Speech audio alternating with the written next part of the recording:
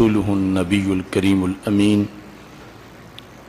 إن الله وملائكته يصلون على النبي يا أيها الذين آمنوا صلوا عليه وسلموا تسليما الصلاة والسلام عليك يا سيدي يا رسول الله وعلى آلك وأصحابك يا حبيب الله مولاي صل وسلم دائما أبدا على حبيبك خير الخلق كلهم منزه عن شريك في محاسنه فجوهر الحسن فيه غير منقاسم محمد تاج رسل الله قاتبة محمد صادق الأقوال والكلم محمد ذكره روح لأنفسنا محمد شكره فرد على الأمم رب صل وسلم دائما أبدا على حبيبك خير الخلق كلهم معراج کا جشن منانے سے گھر رحمت سے بھر جاتا ہے مسرور ہوائیں چلتی ہیں ایمان کا علم لہراتا ہے جب یاد میں ان کی اشکوں سے آنکھوں کے کٹورے بھرتے ہیں تب گنبد خضرا کی جانب دل عاشق کا جھک جاتا ہے وہ عرش پہ گئے تو امت کی بخشش تھی پیش نظر ان کے معراج کا جشن منانے سے پھر منکر کیوں گھبراتا ہے ہر ایک کو موت کی وادی میں بالآخر داخل ہونا ہے میں اس کے مقدر پہ صدقے جو طیبہ میں مر جاتا ہے کب تیرے نگر کی گلیوں میں پلکوں پہ خاک سجاؤں گا اس فکر مسلسل کا شعلہ آصف کو اب تڑپاتا ہے اللہ تبارک و تعالی جل جلالہ وعم نوالہ واتم برہانہ وعظم شانہ وجل ذکرہ وعز اسمہ کی حمد و ثنا اور حضور سرور کائنات مفخر موجودات زینت بزم کائنات دستگیر جہاں غمگسار زماں سید سروراں حامی بے کساں قائد المرسلین خاتم النبیین احمد مجتبی جناب محمد مصطفیٰ صلی اللہ علیہ وآلہ وصحابہ وبارک وسلم کے دربار گہربار میں ہدیہ درود و سلام عرض کرنے کے بعد رب ذوالجلال کے فضل اور توفیق سے مرکز صراط مستقیم گوجرانوالا مسجد رضا مجتبی میں آج ہماری گفتگو کا موضوع ہے معراج النبی صلی اللہ علیہ وسلم کے تبلیغی پہلو میری دعا ہے خالق کائنات جل جلالہ ہم سب کو قرآن و سنت کا فہم عطا فرمائے اور قرآن و سنت کے ابلاغ و تبلیغ اور اس پر عمل کرنے کی توفیق عطا فرمائے سید عالم نور مجسم شفیع معظم صلی اللہ علیہ وسلم کو رب ذوالجلال نے معجزہ معراج کی شکل میں جو کچھ عطا کیا اس کا بیان لفظوں میں ممکن نہیں ہے اس معجزہ میں امت کے لیے بہت سے اسباق ہیں عقائد کے لحاظ سے اعمال کے لحاظ سے معاملات کے لحاظ سے اور پھر بالخصوص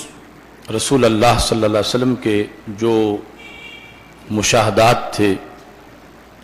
ان مشاہدات کے لحاظ سے کے سامنے معجزات ہوتے ہیں مثلا حضرت صالح علیہ السلام کی اونٹنی پہاڑ سے نکلی تو لوگوں نے دیکھا اور متاثر ہوئے کہ پہاڑ سے ایک جانور بہر آیا ہے حضرت موسیٰ علیہ السلام کا عصا اس نے جو کچھ کیا وہ سب کچھ لوگوں کے سامنے تھا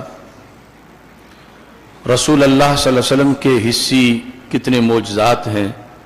मसलन चांद के 2 टुकड़े हुए तो ये लोगों के सामने का मामला था। मेराज शरीफ का मोजज़ा वो मोजज़ा है कि जिसमें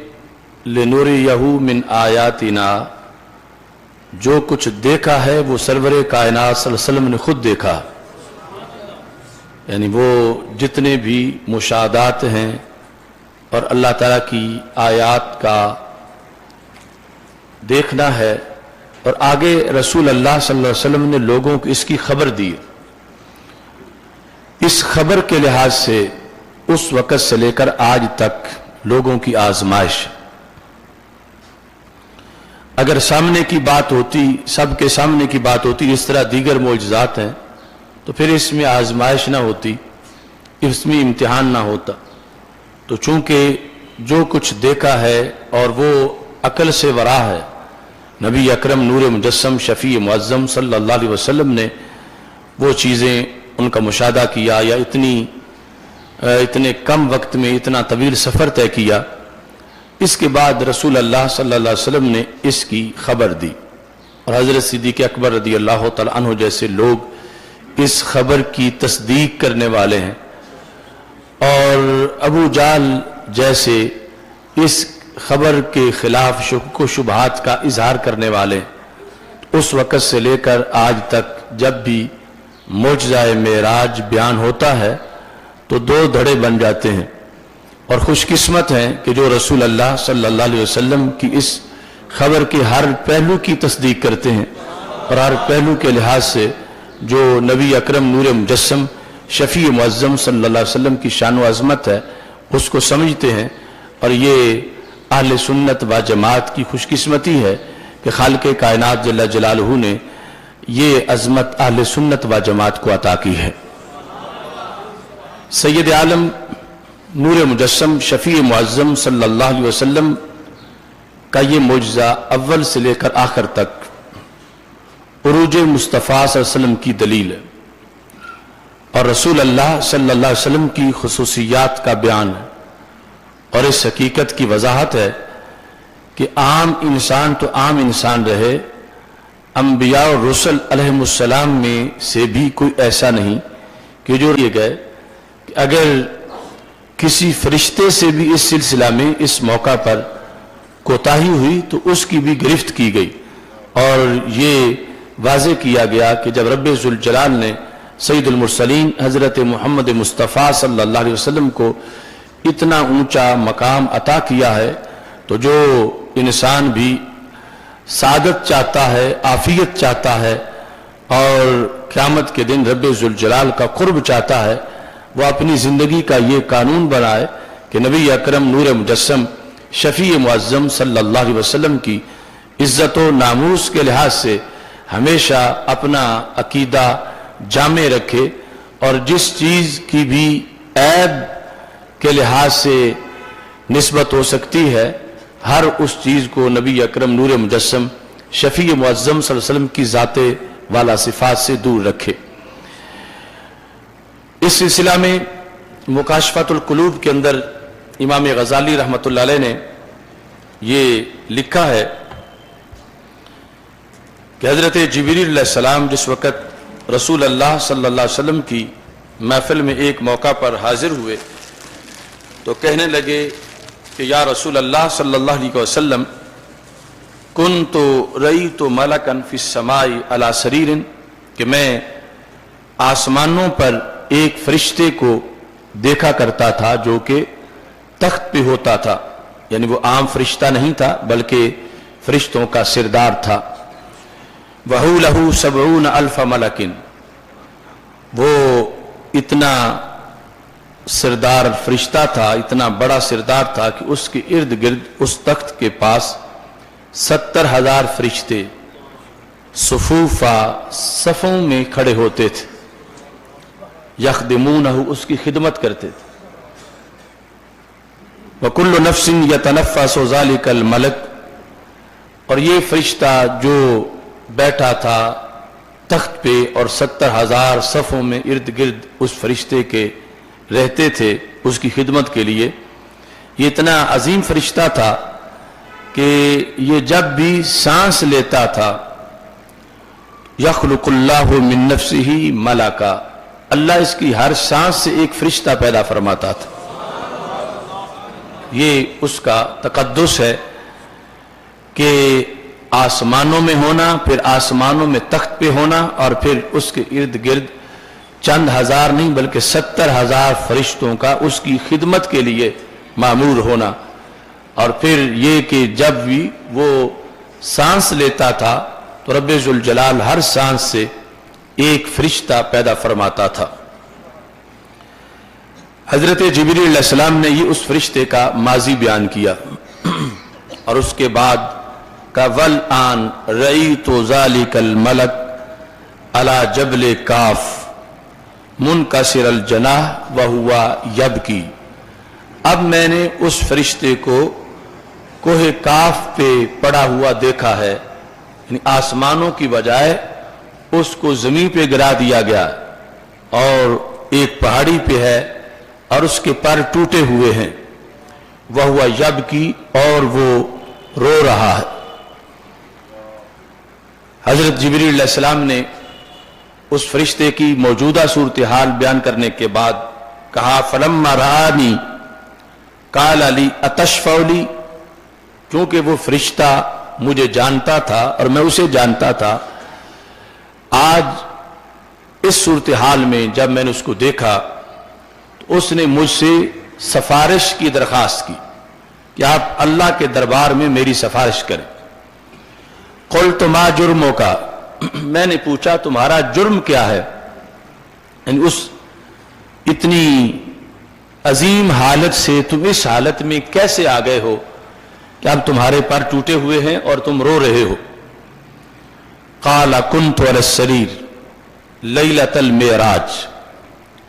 اس نے کہا کہ جس تخت پر تم نے مجھے دیکھا اسی پر میں موجود تھا معراج النبی صلی اللہ علیہ وسلم کی رات، جب سید عالم نور مجسم شفیع معظم صلی اللہ علیہ وسلم کو رب ذوالجلال نے معراج کرائی اور آپ تمام آسمانوں سے گزر کے لامکہ تک پہنچے، تو میں اپنے اسی تخت پر آسمان میں موجود تھا۔ فمر بی محمد صلی اللہ علیہ وسلم، تو حضرت محمد مصطفیٰ صلی اللہ علیہ وسلم کا میرے قریب سے گزر ہوا، فما قمت لہ، تو میں اٹھ کے کھڑا نہیں ہوا۔ تو معراج کی رات چونکہ میں قیام نہیں کر سکا رسول اللہ صلی اللہ علیہ وسلم کی آمد پر تعظیماً میں اٹھ کے کھڑا نہیں ہوا، فَعَاقَبَنِ اللَّهُ بِهَذِهِ الْعُقُوبَةِ، تو اللہ نے مجھے یہ سزا دی ہے کہ اس رات سید المرسلین حضرت محمد مصطفیٰ صلی اللہ علیہ وسلم کی ہر فرشتہ تعظیم کر رہا تھا، اور میں اس تعظیم کے مسئلے میں پیچھے رہ گیا ہوں، اور اللہ تعالیٰ نے مجھے یہ عقوبت دی ہے۔ اب اس سے پتہ چلتا ہے کہ جب یعنی فرشتوں میں اتنا بلند مقام رکھنے والا فرشتہ، اور جس کو رب ذوالجلال نے یہ مقام دیا ہے کہ ہر سانس سے فرشتہ پیدا ہو، اور اپنے تعظیم اور اکرام کے لحاظ سے رب ذوالجلال نے اس کے لیے 70,000 فرشتوں کی ڈیوٹی لگا رکھی تھی کہ وہ خدمت کریں، لیکن سید عالم نور مجسم شفیع معظم صلی اللہ علیہ وسلم کا مرتبہ چونکہ مخلوقات میں سب سے بلند ہے، اور ہر عظیم بنتا ہی تب ہے جب سرکار کی تعظیم کرتا ہے، اور نبی اکرم نور مجسم شفیع معظم صلی اللہ علیہ وسلم کی عزت و ناموس کا خیال رکھتا ہے۔ اس فرشتے سے جب اس سلسلہ میں یہ کوتاہی ہوئی تو حضرت جبریل علیہ السلام سے کہا کہ مجھے رب ذوالجلال نے یہ عقوبت دی ہے، وَجَعَلَنِي فِي هَذَا الْمَكَانِ كَمَا تَرَى، اور اس جگہ جیسا کہ تم مجھے دیکھ رہے ہو یہ میری صورتحال ہے، یہ تمام اس لیے ہوا کہ میں اس رات اٹھ کے کھڑا نہیں ہو سکا تعظیم کی خاطر۔ حضرت جبریل علیہ السلام کہتے ہیں کہ میں نے اس فرشتے کی اس درخواست کو قبول کیا کہ میں اس کے لیے اللہ کے دربار میں سفارش کروں۔ کہتے ہیں فَتَضَرَّعْتُ إِلَى اللَّهِ، چونکہ اللہ کے دربار میں سفارش کا مطلب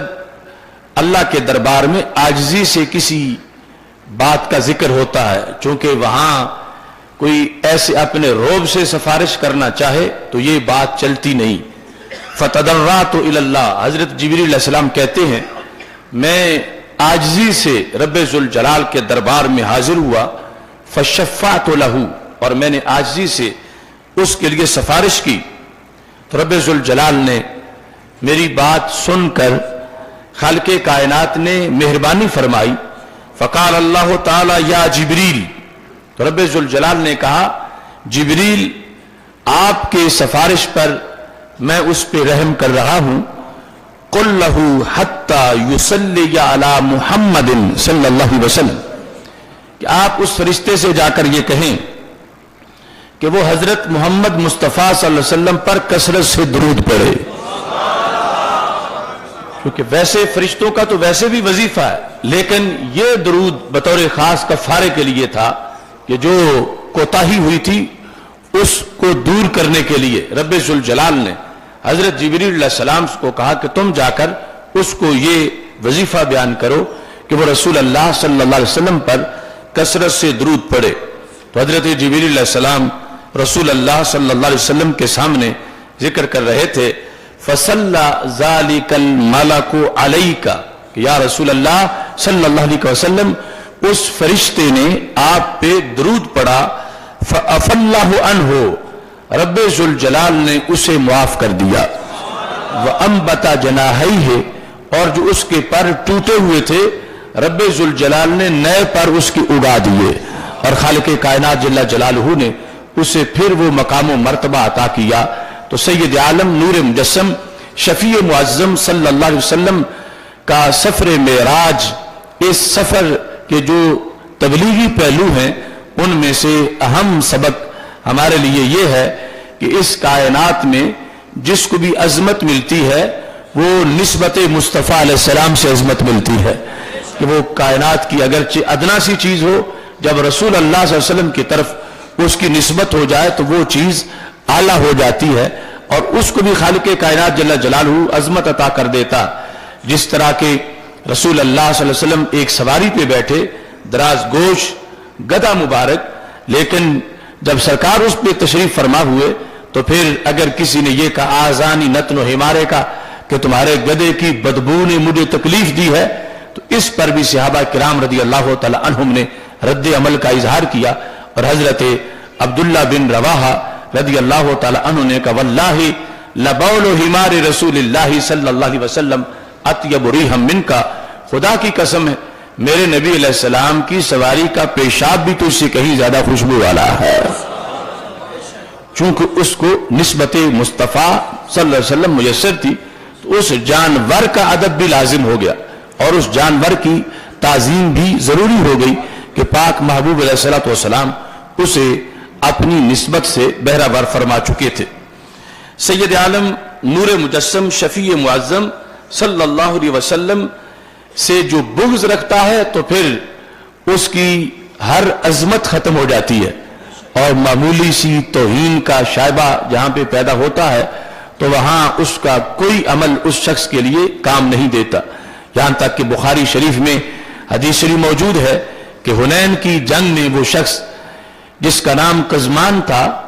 اور صحابہ کی جماعت میں فرنٹ لائن پہ کھڑا تھا اور لڑنے کے لیے پر توڑ رہا تھا، تو نبی اکرم نور مجسم شفیع معظم صلی اللہ علیہ وسلم اس کے دل میں جو بغض نبی تھا سرکار اس کو پہچانتے تھے. لہذا آپ کے سامنے اس کا جہاد میں آنا، آپ کے سامنے اس کا تلوار پکڑ کے کافروں کو مارنے کے لیے کھڑا ہونا، آپ کے سامنے اس شخص کا صحابہ کی جماعت میں ہونا، یہ کوئی چیز بھی اس کی حقیقت پہ پردہ نہ ڈال سکی. تو میرے آقا علیہ الصلوۃ والسلام نے فرمایا ھذا من اہل جہنم، یہ بندہ جہنمی ہے. اب اس شخص نے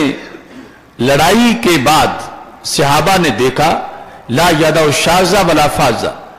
جو بھی اس کے ہتھے چڑھتا ہے کافر وہ اس کو مارتا ہے، یعنی اس نے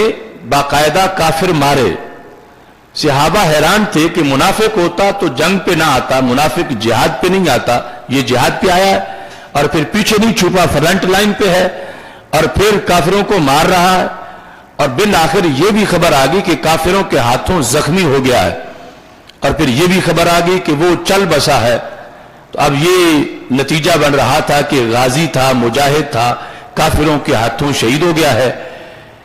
لیکن سرکار تک جب خبر پہنچی تو فرمایا الی النار، وہ سیدھا جہنم میں پہنچ گیا ہے۔ اب یہ صورتحال تھی کہ مسلم شریف میں الفاظ ہیں کاد بعض المسلمین ان یرتابا، قریب تھا کہ کچھ صحابہ کو اس سلسلے میں شک ہو جائے کہ اتنا مخلص بندہ بھی جہنمی ہو سکتا ہے کہ جو اسلام کے لیے کافروں کو مارے اور پھر جان بھی دے دے۔ ابھی شک ہوا کسی کو نہیں تھا، اتنے میں ایک صحابی دوڑتے آ گئے اور نعرہ لگایا اشہد انک رسول اللہ صلی اللہ علیہ وسلم، میں یہ گواہی دیتا ہوں آپ اللہ کے رسول صلی اللہ علیہ وسلم۔ تو میرے آقا علیہ الصلوۃ والسلام نے فرمایا کہ اس وقت گواہی دینے کا مطلب کیا ہے؟ یعنی تم جو دوڑ کے جیسے کوئی پیغام دینے کے لیے آتا ہے، تم میرے امتی ہو، مجھے پہلے بھی رسول مانتے ہو، تو اب دوڑ کے آ کے جو میرے رسول ہونے کا تم نے اعلان کیا، تو اس کا کیا سبب ہے؟ تو انہوں نے کہا کہ فلاں شخص جس کو آپ نے جہنمی کہا تھا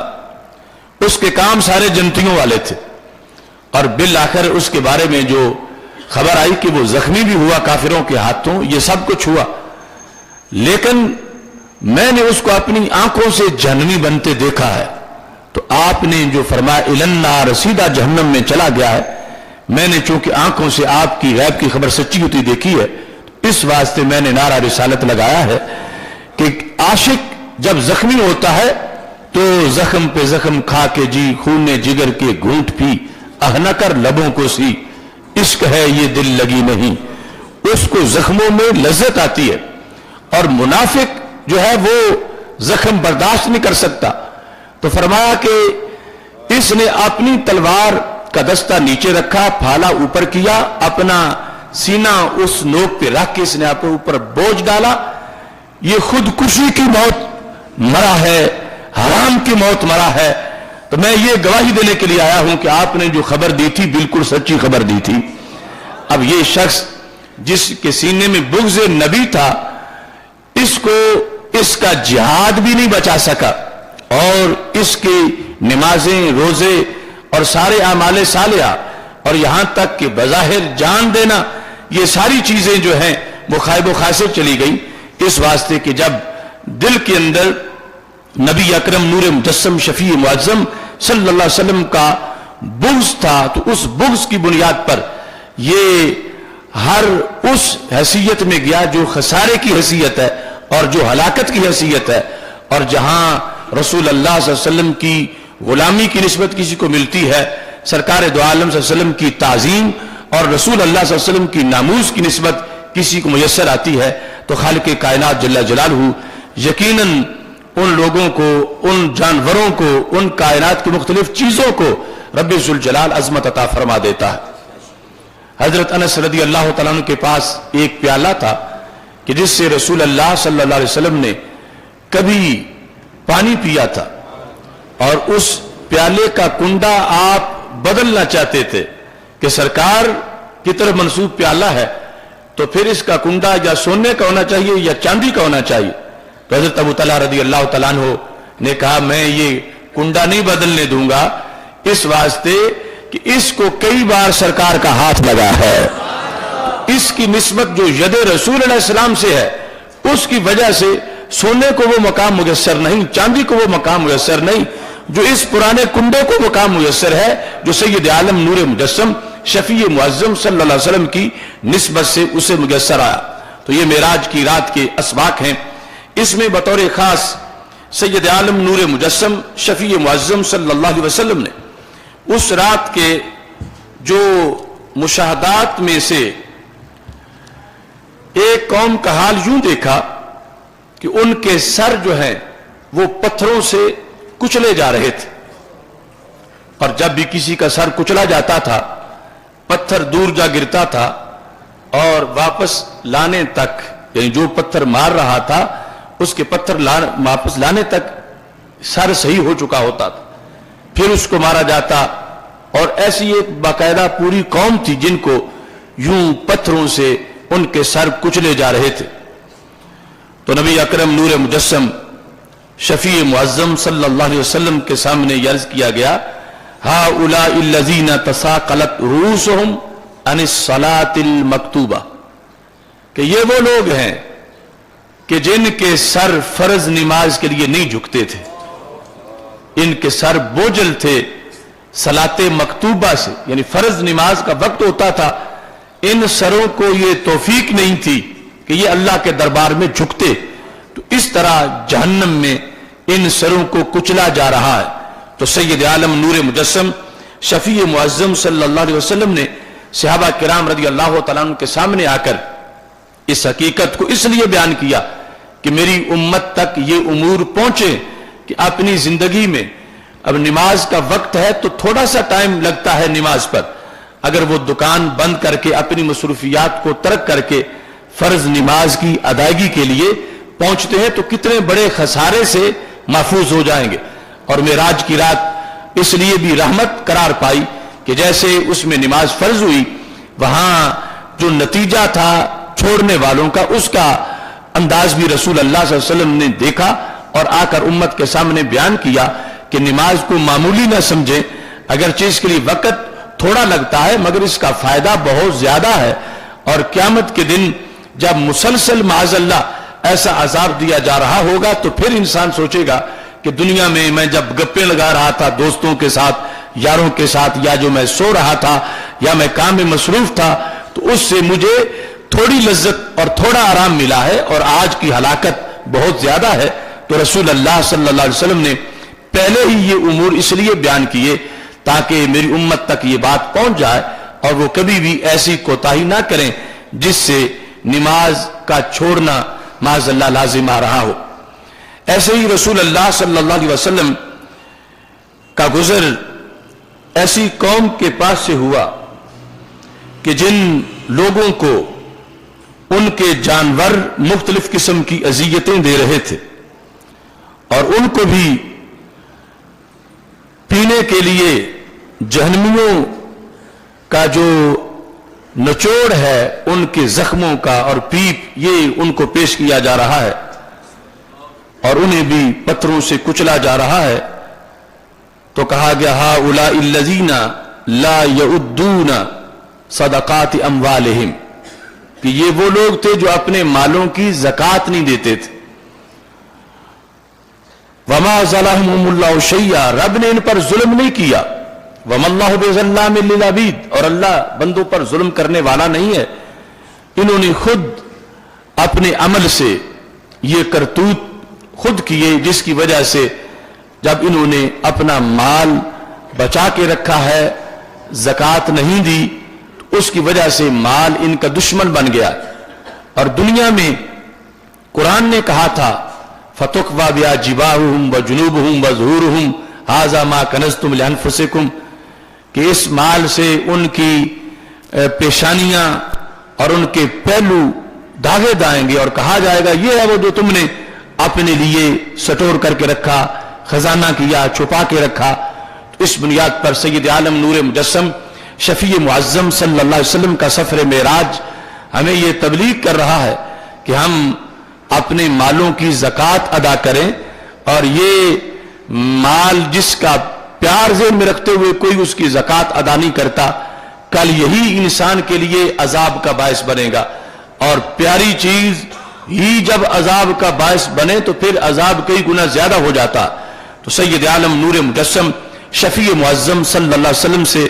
محبت کا تقاضا یہ ہے کہ سرکار کی شریعت پہ عمل ہو، اور سرکار نے جن چیزوں سے ڈرایا ہے بندہ ان چیزوں سے ڈر جائے،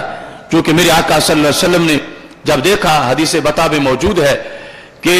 آپ وضو کر رہے تھے اور صحابہ کرام رضی اللہ تعالیٰ عنہم وضو کا پانی لے کے چوم رہے تھے، من لم یصب منہ اخذ من بلل ید صاحبہ، جس کو پانی نہیں مل رہا تھا وہ اس ہاتھ پہ ہاتھ رگڑ رہا تھا جس پہ کوئی قطرہ گرا ہے، یعنی اس قدر نسبت سے ان ہاتھوں کو بھی عظیم سمجھا جا رہا تھا۔ تو ہمارے آقا علیہ الصلوۃ والسلام نے اس موقع پر پوچھا، حالانکہ سرکار جانتے تھے، ما یحملکم علی ھذا، مجبوری کیا ہے، کیا کون سی چیز تمہیں برانگیختہ کر رہی ہے کہ میں وضو کرتا ہوں اور تم پانی لینے کے لیے اکٹھے ہو جاتے ہو؟ تو صحابہ کرام رضی اللہ تعالیٰ عنہم نے کہا حب اللہ و رسولی، اللہ کی محبت اور اللہ کے رسول صلی اللہ علیہ وسلم کی محبت ہمیں مجبور کر رہی ہے، اس واسطے ہم یہ کرتے ہیں۔ تو میرے آقا علیہ السلام نے اسے برقرار رکھتے ہوئے کہ یہ ٹھیک ہے جو تم نے کیا، لیکن ساتھ فرمایا کہ تم اپنے پڑوسیوں کے بھی حقوق ادا کرو، یعنی اس چیز کو بھی ذہن میں رکھو کہ اس محبت کا تقاضا اطاعت بھی ہے کہ جو میں تمہیں حکم دیتا ہوں اس پر بھی مکمل پہرا دینا۔ صحابہ کرام رضی اللہ تعالیٰ عنہم تو اس کے علمبردار تھے، اور آپ کے ذریعے سے حکم ہم بعد والوں کے لیے تھا کہ محبت جس وقت کامل ہوتی ہے تو وہ یقیناً اطاعت کا رنگ اختیار کرتی ہے، اور اطاعت جو ہے جس وقت انسان کو میسر آتی ہے تو یہ ایک انسان کی بہت بڑی سعادت ہے کہ وہ رسول اللہ صلی اللہ علیہ وسلم سے پیار بھی کرتا ہے اور سرکار کے حکم کے سامنے سر تسلیم خم کرتا ہے۔ معراج کی رات رسول اللہ صلی اللہ علیہ وسلم کا گزر ایسی قوم کے پاس سے بھی ہوا، بین ایدیہم لحم ندیج فی قدور، ان کے سامنے ہانڈیوں میں پکا ہوا گوشت موجود ہے، ولحم آخر نی خبیث، اور دوسری طرف کچا گوشت پڑا ہے اور وہ پلید بھی ہے،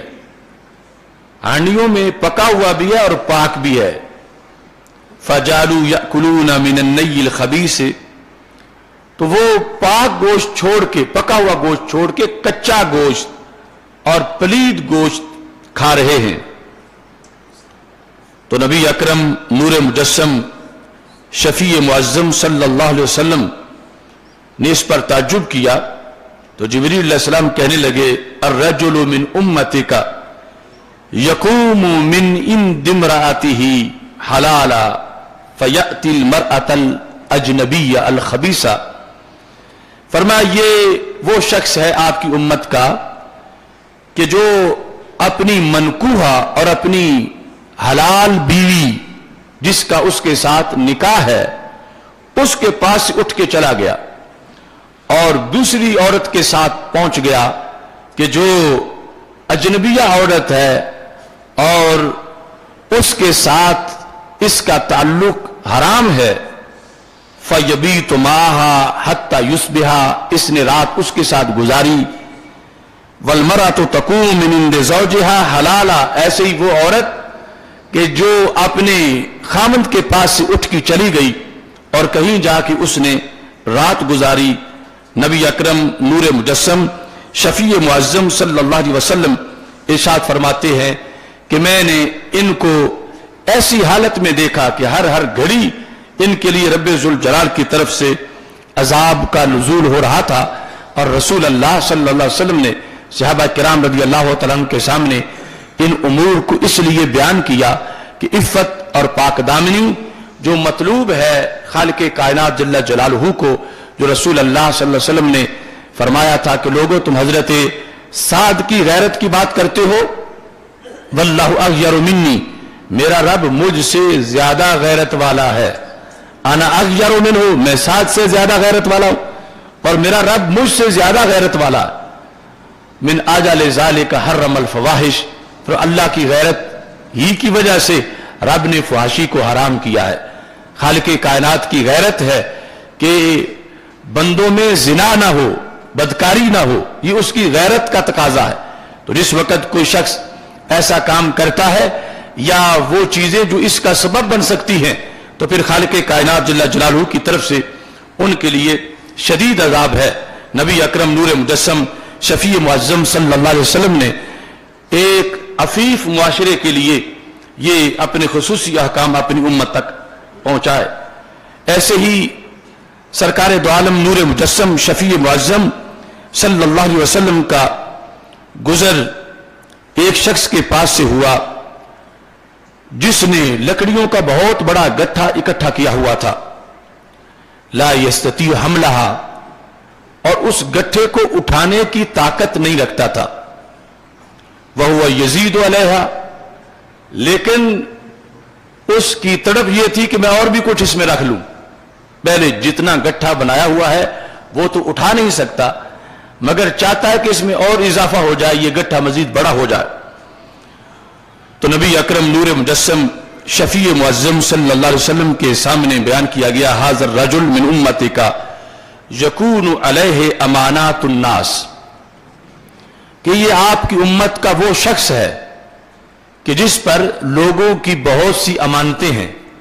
जिसने लोगों की अमानतें देनी है, लोगों ने इसके पास अमानतें रखी थी और इसने अभी तक वो अमानतें अदा नहीं की। ला यक़दिरु अला अदाइहा व हुवा युरीदु अन यहमिल अलैहा, पहली अदा नहीं कर सकता और चाहता यह है कि और लोग मेरे पास अमानतें रख जाएं। उसकी सूरत हाल नबी अकरम नूर मुजस्सम शफी मुअज्जम सल्लल्लाहु अलैहि वसल्लम के सामने बयान की गई और सरकार दो आलम नूर मुजस्सम शफी मुअज्जम सल्लल्लाहु अलैहि वसल्लम ने फिर उम्मत के सामने इस चीज को उजागर किया, क्योंकि अमानत का मामला बड़ा सीरियस है और इसकी अदायगी इंसान पर बहुत बड़ा हक है। तो रसूल अल्लाह सल्लल्लाहु अलैहि वसल्लम ने इस सिलसिले में सैकड़ों अहादीस में इस हकीकत को वाज़ेह किया। मेराज की रात बहकी दलाइल नबुवा के अंदर इस हदीस को जिक्र करते हैं, अता अला कौमिन तुक़रादु अलसिनतुहुम व शिफाहुहुम बिमकारीद मिन हदीद, कि रसूल अल्लाह सल्लल्लाहु अलैहि वसल्लम का गुजर एक ऐसी कौम के पास से हुआ, माज़अल्लाह जिनकी जुबानें और जिनके होंठ लोहे की कैंचियों से काटे जा रहे थे, और जैसे ही किसी की जुबान कटती थी फिर उसी तरह हो जाती थी। आग और लोहे की कैंची से उनकी जुबानें और उनके कानों को काटा जा रहा था। तो नबी अकरम नूर मुजस्सम शफी मुअज्जम सल्लल्लाहु अलैहि वसल्लम से कहा गया कि हाउलाए खुतबाउल फितना, ये फितने के खुतबा हैं, यानी जिन्होंने लोगों के अंदर बदअकीदगी और बदअमली को रवाज दिया, यानी दीन का जो हकीकी मजाज था वो मजाज लोगों के सामने पेश नहीं किया, यानी इन्होंने नजरियात को बदला, अकायद को बदला और जो कुरान और सुन्नत की तालीमात थी उन तालीमात को बदल कर चंद सिक्कों के इवज इन्होंने आयात और अहादीस के मजमून की सौदागरी की और लोगों के अंदर फितना बर्पा किया। तो सैयद आलम नूर मुजस्सम शफी मुअज्जम सल्लल्लाहु अलैहि वसल्लम ने इस सिलसिला में उम्मत के खुतबा को मुतनब्बे किया कि अगर वो अपना जो मनसब है उससे गद्दारी करेंगे और खयानत करेंगे तो फिर क़यामत के दिन उन्हें माज़अल्लाह बहुत बड़ा खुमियाजा भुगतना पड़ेगा। और दूसरी तरफ यानी जब कलमा खैर की अजमत का इजहार हुआ, नबी अकरम नूर मुजस्सम शफी मुअज्जम सल्लल्लाहु अलैहि वसल्लम ने, यानी एक शख्स जिसका ये कोटा है कि बाकी सब जब जन्नत के दरवाजे पे पहुंचेंगे तो फौरन उनको जन्नत में दाखिल कर दिया जाएगा, और आलिम दीन जन्नत के दरवाजे पर पहुंचकर ये नहीं कि मैं अब दरवाजा खुला है तो खुद तो फौरन दाखिल हो जाऊं, सरकार फरमाते हैं वो खड़ा हो जाएगा, उससे पूछा जाएगा कि तुम दाखिल क्यों नहीं हो रहे, तो वो कहेगा कि जिन लोगों ने मेरे साथ नमाज पढ़ी थी, मेरे साथ रोजा रखा था, मेरे साथ जुमा पढ़ा था, वो आएंगे तो मैं उनके साथ मिल के जन्नत में जाऊंगा। यानी उसके लिए ये कोटा होगा एक आलिम के कलम की स्याही का और उसके जुबान की खुतबा का, लेकिन जिस वक्त वो हकीकत फरोश होगा तो फिर उसके लिए अल्लाह की तरफ से इतनी बड़ी भयानक सजा है कि माज़अल्लाह उसकी जुबान को और उसके होंठों को लोहे की कैंची से काटा जा रहा होगा। तो सैयद आलम नूर मुजस्सम शफी मुअज्जम सल्लल्लाहु अलैहि वसल्लम ने यह भी उस वक्त एक मंजर देखा कि पाक महबूब अलैहिस्सलातु वस्सलाम इरशाद फरमाते हैं, मैंने एक छोटा सा सुराख देखा कि जिससे बहुत बड़ा बैल निकला, और वो बैल निकलने के बाद फिर चाहता था कि मैं इसी सुराख में दाखिल हो जाऊं, तो वो उस सुराख में दाखिल नहीं हो सकता था क्योंकि सुराख छोटा था और बैल बहुत बड़ा था। तो नबी अकरम नूर मुजस्सम शफी मुअज्जम सल्लल्लाहु अलैहि वसल्लम से ये कहा गया, हाज़र रजुल यतकल्लमु बिल कलिमतिल अज़ीमा फयंदुमु अलैहा फला यस्ततीउ अन यरुद्दहा, फरमाया ये वो बंदा है जिसने बात करते वक्त सोचा नहीं था, मुंह छोटा था, बात बड़ी कर दी थी, اور پھر کرنے کے بعد پریشان ہو گیا کہ کاش کہ میں لفظ واپس لے سکوں، جو میں نے کہا وہ واپس ہو جائے، یا اس نے کوئی فحاشی کی گفتگو کی تو فرما اس کی یہ صورتحال ہے کہ اب بات تو واپس ہو نہیں سکتی، اور اس طرح اس کو جہنم کے اندر عذاب دیا جا رہا ہے۔ ایسے ہی رسول اللہ صلی اللہ علیہ وسلم نے ایک ایسی قوم کو دیکھا کہ جہاں ان کے منہوں کے اندر آگ بھری جا رہی تھی، اور وہ آگ جو ہی منہ میں ڈالی جاتی تھی تو نیچے سے نکل جاتی تھی، اور پھر ان کے منہوں کے اندر آگ ڈالی جاتی تھی، تو کہا گیا یہ وہ آپ کی امت کے لوگ ہیں الذین یأکلون اموال الیتامی ظلما، یہ یتیموں کا مال کھانے والے لوگ ہیں جنہوں نے ظلماً یتیموں کا مال کھایا۔ چونکہ قرآن مجید میں سورہ نساء کے اندر رب ذوالجلال نے یہ فرمایا ہے انما یأکلون فی بطونہم نارا، کہ جو یتیموں کا مال کھاتے ہیں وہ آگ کھا رہے ہیں۔ تو سید عالم نور مجسم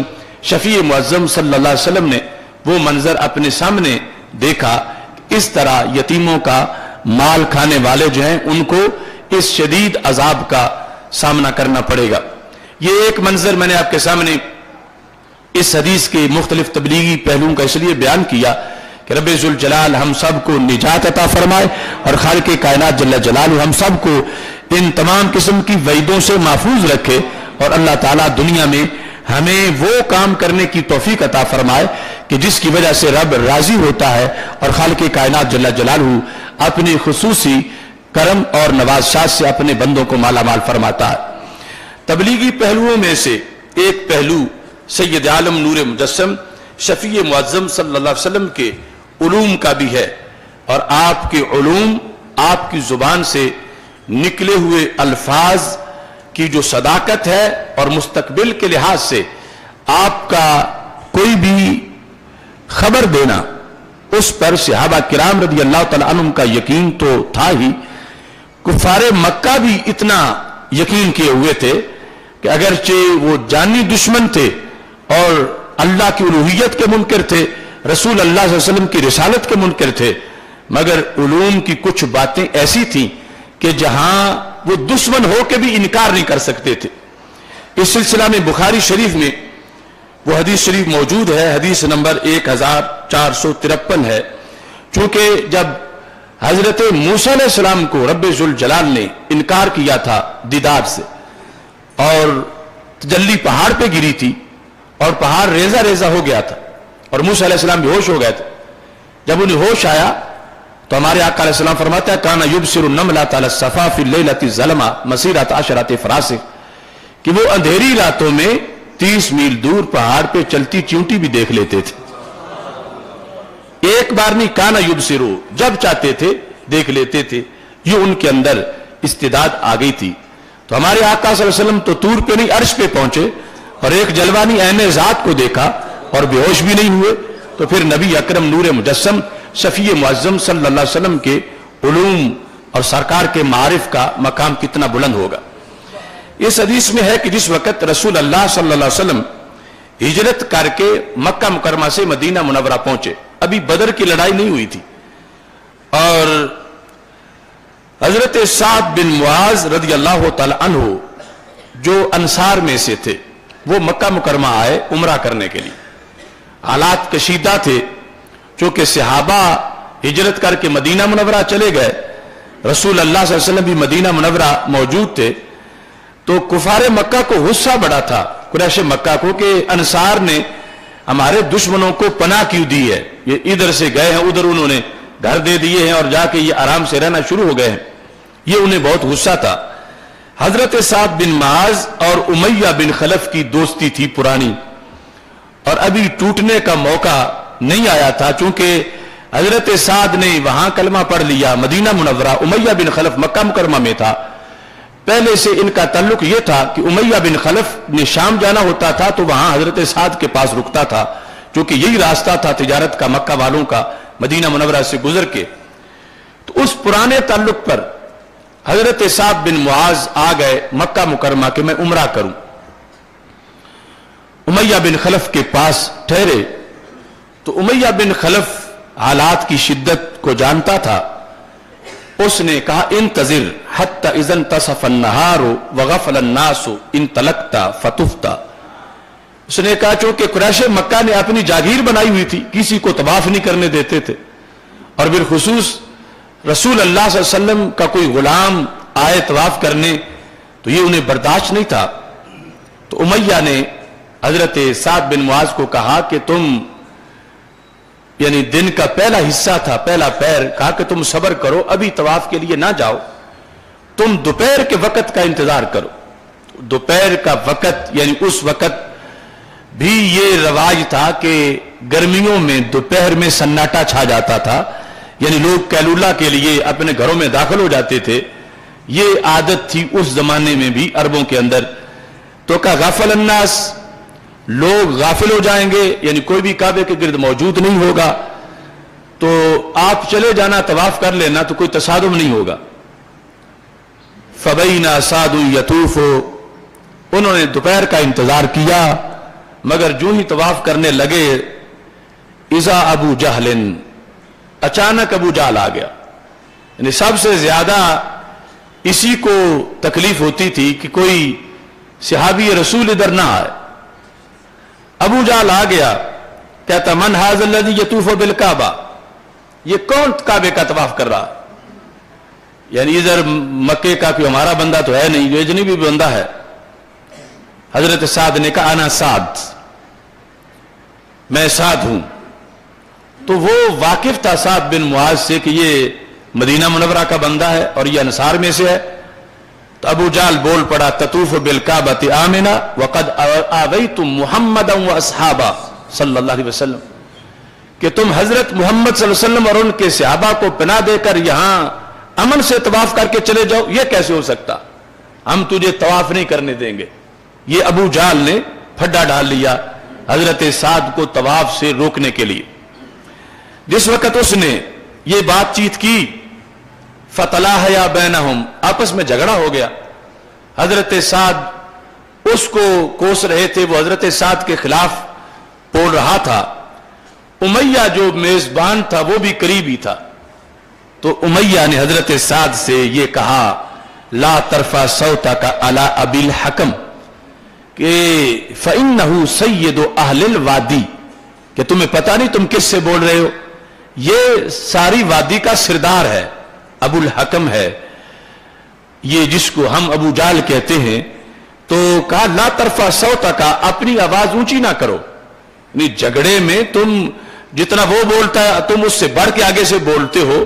تو تم میرا بھی کچھ خیال کرو کہ یہ مکہ مکرمہ ہے اور ابو جہل سید الوادی ہے، تو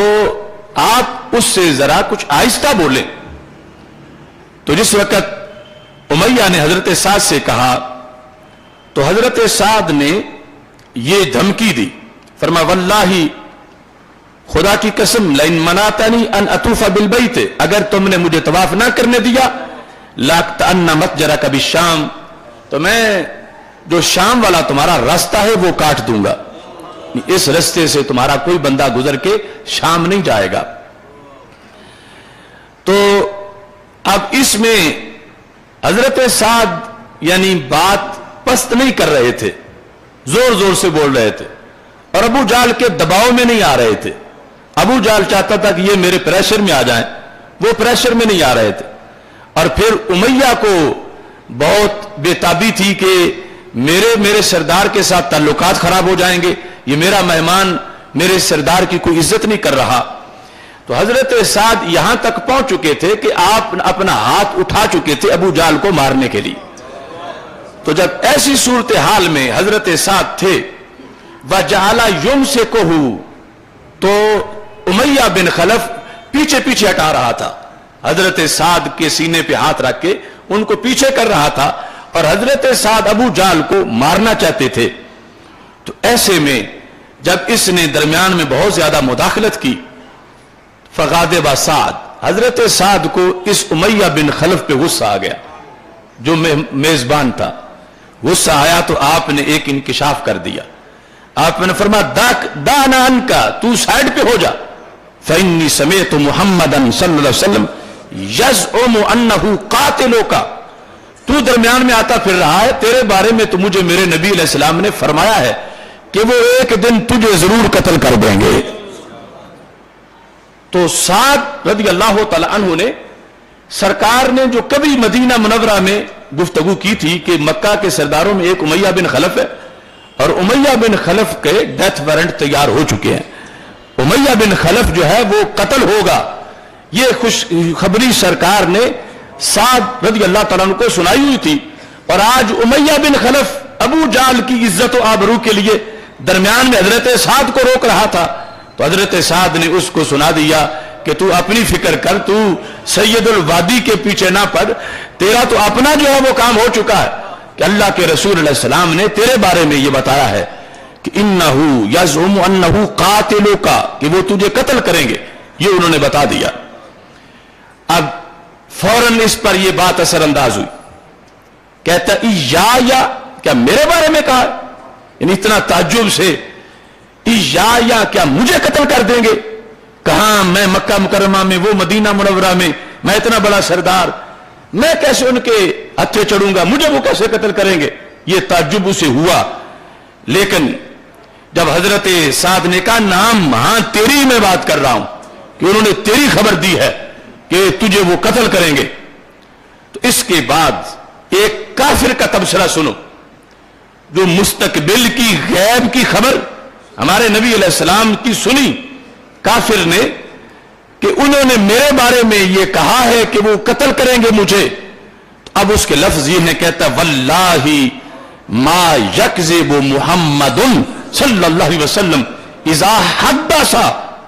کہا پھر میں ضرور قتل ہو جاؤں گا, کیونکہ حضرت محمد صلی اللہ علیہ وسلم جب خبر دیں تو خبر سچی عطا فرماتے ہیں.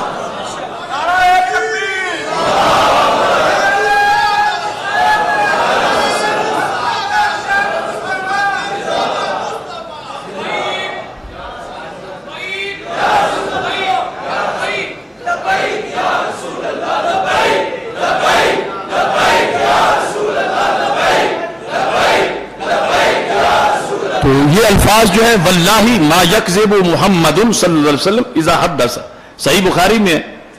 اب یہ بندہ امیہ بن خلف نہ رب کو مانتا ہے نہ رب کے رسول صلی اللہ علیہ وسلم کو مانتا ہے, لیکن آج کے کچھ ایمانداروں کے مقابلے میں اس کی سوچ اچھی ہے, جو یہ کہیں کہ اللہ کے نبی کو تو کل کی خبر نہیں,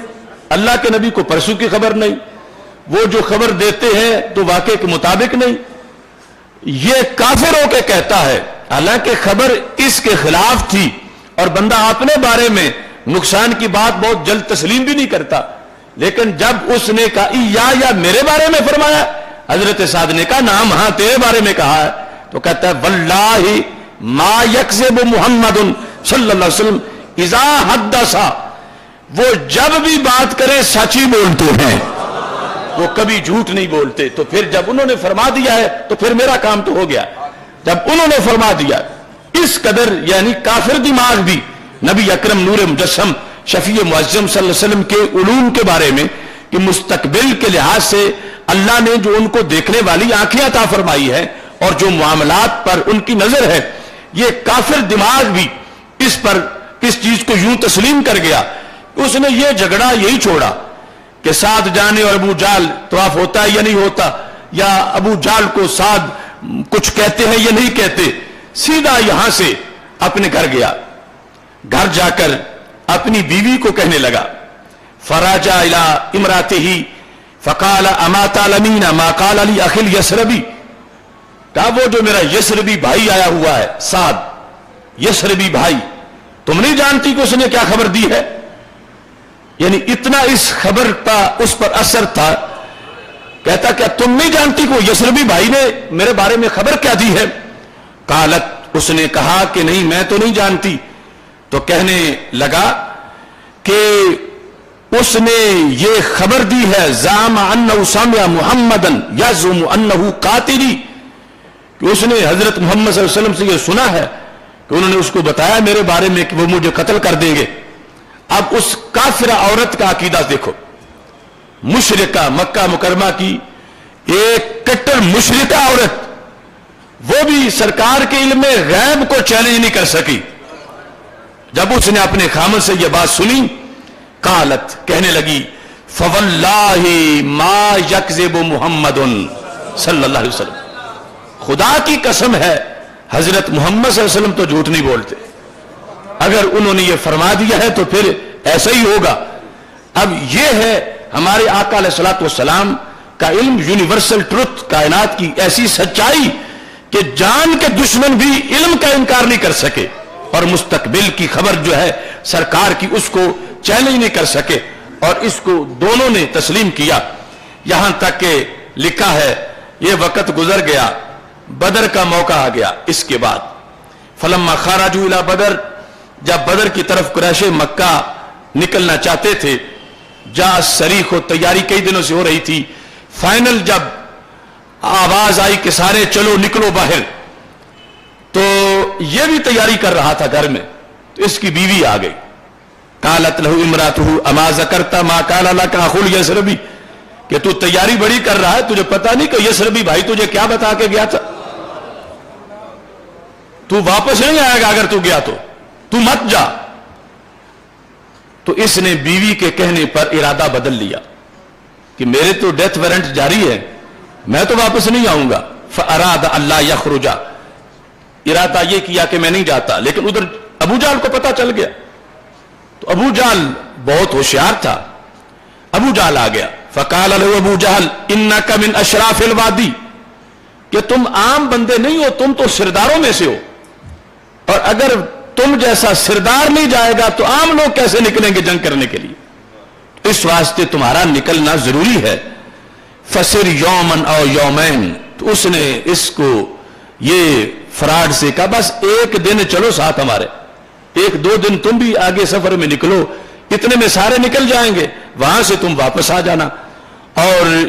اب اگر نہیں جاؤ گے تو اثرات اچھے نہیں مرتب ہوں گے، عوام کیسے نکلے گی لڑنے کے لیے اگر تم سردار نہ نکلے گا۔ تو اس نے کہا ایک دو دن کے لیے نکلو، اب ایک دو دن کے لیے نکلا، جس وقت آگے پہنچ گیا تو نے کہا اب آ کے پھر واپس جاؤ گے تو اس سے تو بہت اچھے اثرات نہیں ہوں گے، لوگ کہیں گے کہ سردار واپس جا رہے ہیں۔ تو چونکہ طے شدہ بات تھی کہ سرکار نے فرمایا تھا کہ اس نے قتل ہونا ہے، فسار معه فقتله اللہ، لہذا حضرت سعد نے جو خبر دی تھی وہ خبر سچی ثابت ہو گئی کہ امیہ بن خلف بدر میں مارا گیا۔ تو نبی اکرم نور مجسم شفیع معظم صلی اللہ علیہ وسلم کو رب ذوالجلال نے جو علوم دیے، جو کہ کہا فَأَوْحَا إِلَىٰ عَبْدِهِ مَا أَوْحَا، کہ اللہ نے وحی کیا اپنے عبد کی طرف جو رب نے چاہا، وہ کتنا تھا، وہ کیا تھا، وہ کتنے علوم تھے، وہ کتنے طبقات تھے، رب ذوالجلال نے سب کے لیے ایک ہی حرف بول دیا، ما اوحا، جو رب نے چاہا، تم اس کو گن نہیں سکتے، تم اس کو تول نہیں سکتے، اتنے علوم رب ذوالجلال نے ہمارے آقا صلی اللہ علیہ وسلم کو عطا کیے۔ یہ سفر معراج قیامت تک کے لیے امت کے عروج کا ایک ذریعہ ہے۔ میری دعا ہے خالق کائنات جل جلالہ ہم سب کو اس سے عروج عطا فرمائے۔ وآخر دعوایا ان الحمدللہ رب العالمین۔